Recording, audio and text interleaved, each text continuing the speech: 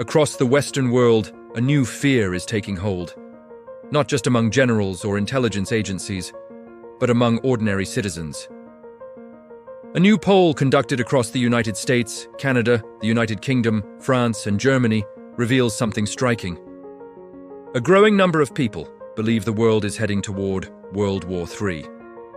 According to the February 2026 Politico poll, majorities in all 5 countries believe the world is becoming more dangerous. In the United Kingdom, 43% say a new world war is likely or very likely by 2031. In the United States, that number rises to 46%. In France and Canada, similar levels of concern dominate. Only in Germany do respondents, on balance, still believe a global war is unlikely in the next 5 years. This marks a sharp shift in perception from just 1 year ago. Seb Ride, head of polling at Public First, described it clearly. The changed attitudes of the Western public in under a year reflect a dramatic move to a more insecure world, where war is seen as likely and alliances are unstable. In less than 12 months, fear has accelerated. The context is impossible to ignore.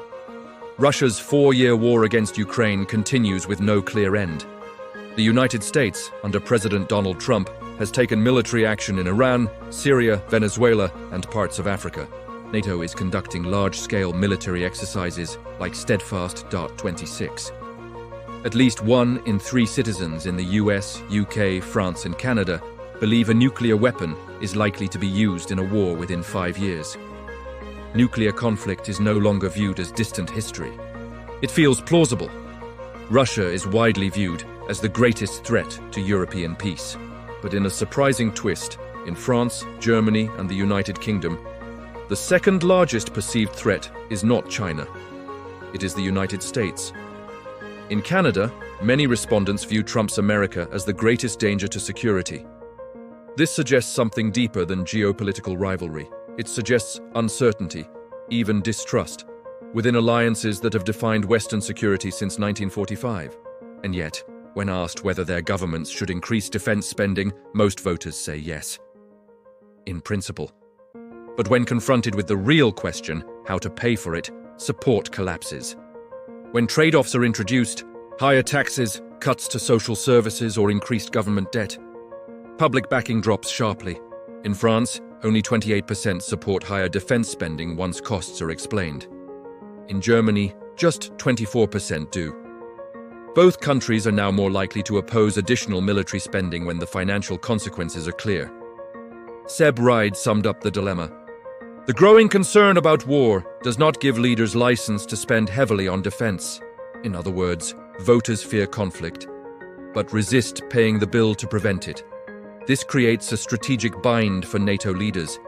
European governments feel less able to rely fully on the United States. At the same time, they lack strong public backing to rapidly expand domestic military spending. Proposals such as a centralized European Union army receive little support. Just 22% in Germany and 17% in France. Interestingly, mandatory military service is gaining more acceptance in Germany and France, suggesting citizens may accept personal sacrifice more readily than financial sacrifice. The tension is clear. Fear is rising. But political room to act is shrinking. Public opinion shapes policy.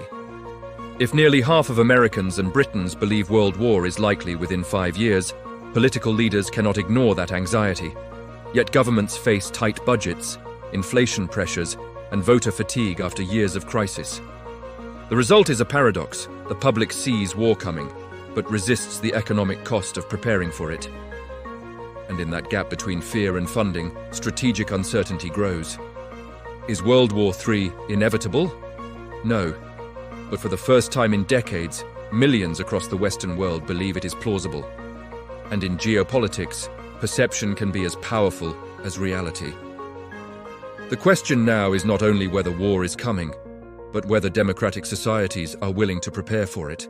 Because history has shown, the cost of preparation may be high, but the cost of unpreparedness is higher.